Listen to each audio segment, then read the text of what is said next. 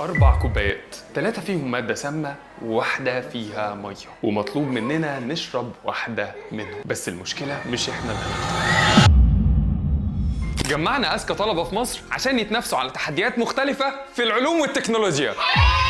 في التحدي ده كل فريق المفروض يعرف الكوباية الوحيدة اللي عندهم اللي فيها مية، وينقذوا الانستراكتور بتاعهم في 10 دقايق بس. هيبقى معاهم صبغة، كوبايات فاضية، وشوية أدوات معمل، وكل 3 دقايق هيجي لهم مساعدة من الهوست اللي هو المفروض أنا يعني. بدأ التحدي وبدأوا يفكروا، وكل المعلومات اللي معاهم إن المادة السامة دي عبارة عن حمض أو أسد. وأول خطوة عملوها بنجاح إنهم خدوا عينات من الكوبايات دي، وطبعا لأن ما كانش معاهم غير صبغة حمراء ما ترددوش وحطوها على العينات من غير تفكير. بس بيني وبينكم الصبغة الحمراء دي ملهاش أي لازمة، إحنا بس حطيناها عشان نلخبطهم ونشوف هيفكروا إزاي. وطبعا لما لقيناهم كلهم احتاروا قررنا نديهم أول مساعدة. أنا حاسس إن أنتوا عطشانين.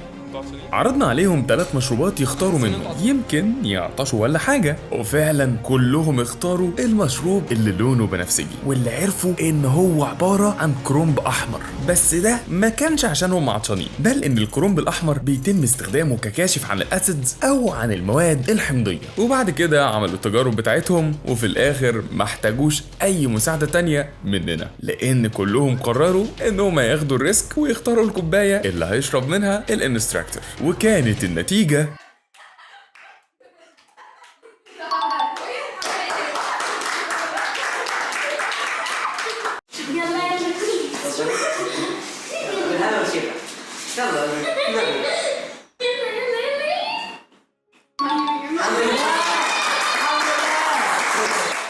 هشرب اكيد. مش هخش السجن بسببك، متخافيش. ميه. واخيرا، تفتكر لو كنت مكانهم كنت هتقدر تنجح في التحدي ده؟ اكتب لنا في الكومنتس وعرفنا لو حابب تشارك معانا في التحديات الجايه. واخيرا احب اشكر شركه بلازما انهم استضافونا النهارده، واحب اقول لك اعمل لايك وشير وفولو لو عايز تكون موجود معانا في اي تحدي من التحديات الجايه.